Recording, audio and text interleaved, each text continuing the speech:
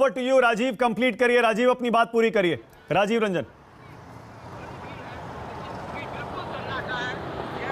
मानक, मैं ये कह रहा था कि देश में जितने नेताओं के चुनाव क्षेत्र में मैं गया हूँ, सिर्फ बारामती और सैफई दो ही ऐसे हैं जिनका विकास देख के आपके होश फाख्ता हो जाएंगे। उसमें मैं सैफई को थोड़ा ज़्यादा ही नंबर दूंगा।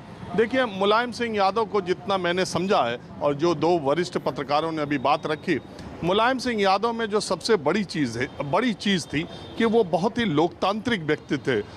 वो अपने पार्टी के नेता, और मैं तो आपको बताऊं, एक राष्ट्रीय सम्मेलन हो रहा था पार्टी का और मंच पर से मोहन सिंह ने, मुलायम सिंह तत्काल मुख्यमंत्री थे, और उनके खिलाफ उन्होंने बोला कि किस किस तरीके से जो बीएसपी के विधायक आए हैं हमारी पार्टी में, उनसे सपा के लोग ही लड़े हैं और उन सीटों का क्या होगा। मंच से राष्ट्रीय सम्मेलन में मोहन सिंह ने बोला और मुलायम सिंह यादव बैठ करके सुनते रहे।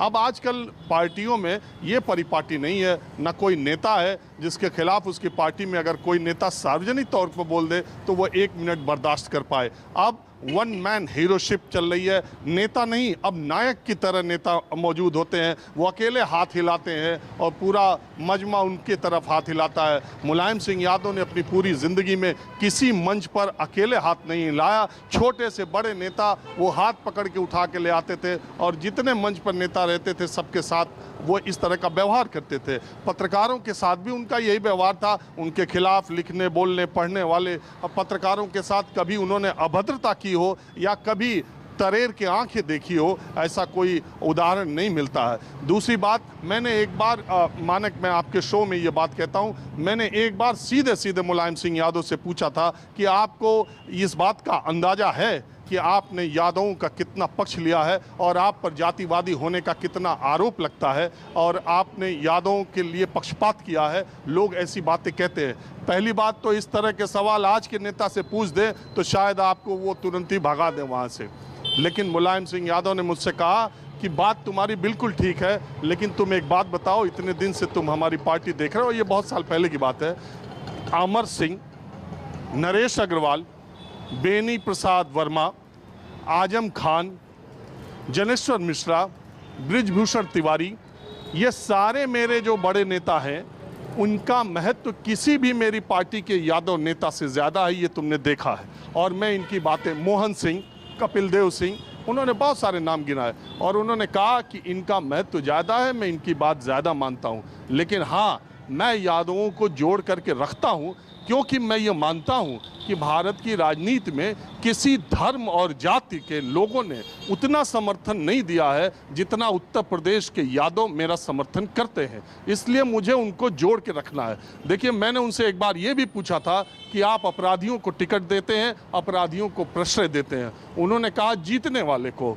मुझे एमएलए चाहिए, मुझे सीट चाहिए, मुझे संत नहीं चाहिए। वो सीधे कहते थे, जब मेरे साथ जीता हुआ आदमी आता है तो वो अपराधी हो जाता है, और दूसरी पार्टियों के लोग जो नारा देते हैं चढ़ गुंडों की छाती पर और मुख्तार अंसारी को लोकसभा का टिकट देते हैं, तब उस पार्टी के बारे में आप ऐसी बात नहीं करते हो। बहुत साफ गोई से वो ये बात कहते थे। और मैं एक बात और बताऊं, उनको आज के दौर में निश्चित तौर पर उन्होंने MY समीकरण पर अपनी पूरी राजनीति खड़ी की, लेकिन मुलायम सिंह यादव को नब्ज इतनी वोटों की और जमीन की नब्ज इतनी पता रहती थी। आज का दौर होता लोग वीडियो बना के वायरल कर देते, ऐसी बात वो कहते थे। 2007 में जब मायावती की सरकार बनी मानक, तो हम वो चुनाव हारने के बाद ओखला में यूपी स्टेट का एक गेस्ट हाउस है, वो वहाँ पर आए हुए थे और कुछ हम 2-4 पत्रकारों को पता था तो हम लोग वहाँ पहुँच गए थे।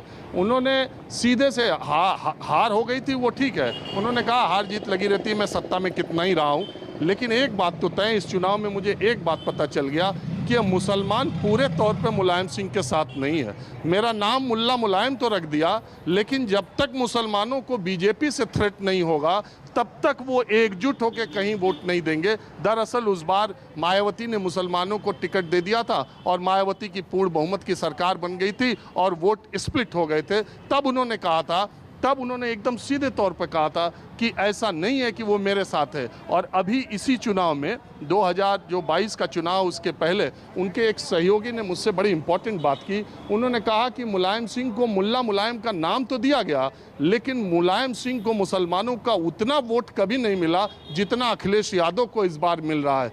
तो ये एक उनको जमीनी सच्चाई पता रहती थी। हम लोग मजाक में जातियों का नाम लेते थे और उनसे पूछते थे कि नेताजी इस जाति का क्या योगदान होता है। मैंने एक बार ऐसे उनसे पूछा कि राजपूत नेता भी आपके साथ बहुत रहते हैं, तो राजपूतों का क्या आपके हिसाब से, क्योंकि ये तो कई जगह राजपूत और यादव सामने टकरा जाते हैं, उन्होंने कहा देखो राजपूत हवा बहुत बनाता है जो वो हवा ये आर्थिक रूप से संपन्न है, ये छोटी छोटी बाजारों में बैठते हैं, चाय की दुकानों पे अकेला राजपूत बोलता है और सब लोग सुनते हैं। वो वोट तुमको भले ना दे, लेकिन वो तुम्हारा माहौल खूब बनाता रहता है। तो इसलिए राजपूतों को जोड़ के रखोगे तो ये हवा बहुत बनाते हैं। और दूसरी बात ये है कि ये हवा का रुख पहले ही भांप लेते हैं और जिधर सरकार आने की या उम्मीद होती है उधर ये अपना जल्दी से माहौल देखने भी लगते हैं। तो उनको एक एक चीज़ बहुत करीने से, एक एक चीज़, एक बार मोहन सिंह से मैंने पूछा था, मैं आपको बताऊं,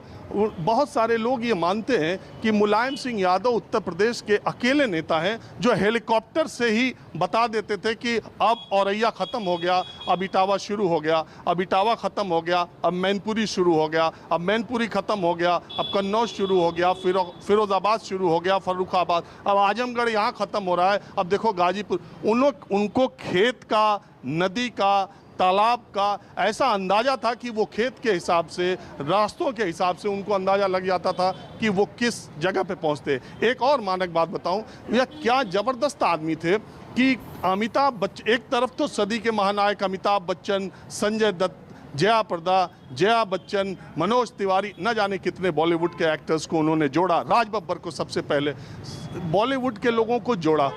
दूसरी तरफ जो लोक गायक थे, जो बिरहा गाते थे, बिरहा पूरी उत्तर प्रदेश में है, वो हारमोनियम बाजा लेकर के छोटी छोटी महफिल में गाते रहते थे।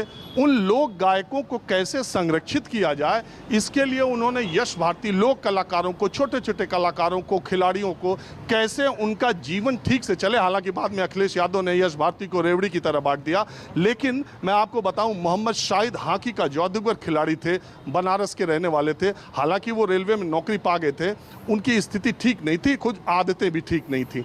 इस बात का पता जब मुलायम सिंह यादव को लगा कि मोहम्मद शाहिद इस आर्थिक तंगी से जूझ रहे हैं, तो उन्होंने तुरंत से यश भारती मोहम्मद शाहिद को दे दिया। और ये भी कुछ लोग ये भी करीबी बताते हैं कि उनकी आदतों को देखते हुए उन्होंने ये भी कोशिश की थी कि वो पैसा उनके परिवार को सीधे मिले। बहुत सारे ऐसे बिरहा गायक हैं जो 10,000 2,000 रुपए में यहाँ वहाँ गाया रहते थे, उनको MLC बना दिया, उनको विधान परिषद भेज दिया। लोगों ने पूछा क्यों बना रहे हो, बोला यार ये लोक गायक है, इसने जिंदा रखा हुआ है, एक बार MLC बन जाएगा, ताजिंदगी पेंशन पाएगा, कम से कम इसकी इज्जत से ज़िंदगी तो निकल जाएगी। और जिसको नहीं बना पाए उनको यश भारती बना दिया। देखो मानक, आप बड़े हो जाएं बहुत बड़ी बात नहीं है, लेकिन आप अपने से जुड़े लोगों को भी बड़ा कर दें, उनके लिए भी पूरी ज़िंदगी की व्यवस्था कर दें, ये बड़ी बात है। और इस मामले में मुलायम सिंह यादव अपने ज़माने के और आज के ज़माने के नेताओं से बिल्कुल अलग है।